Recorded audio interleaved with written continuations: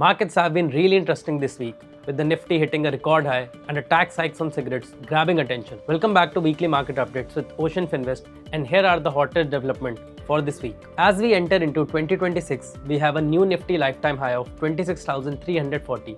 The rally was driven by a surge in stocks like Coal India, NTPC, and Hindalco, among others. Index heavyweights like HDFC Bank, Reliance, L&T also contributed to rally, gaining 0.96%, 2.12%, and 2.87% respectively. Coal India was a major highlight during the week.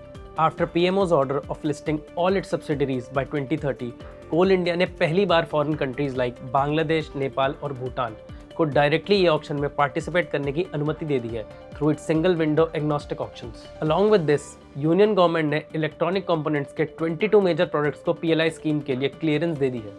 This initiative is expected to draw a massive investment of rupees 41,860 crores. Your smoking trips will cost you more starting from 1st February this year.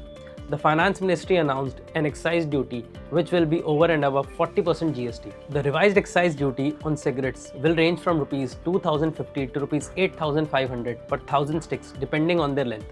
ITC and Godfrey Phillips tanked more than 13 and 20% respectively during the week after this announcement. Metals की बात करें तो batten up, copper, steel और aluminium को मिल चुका है.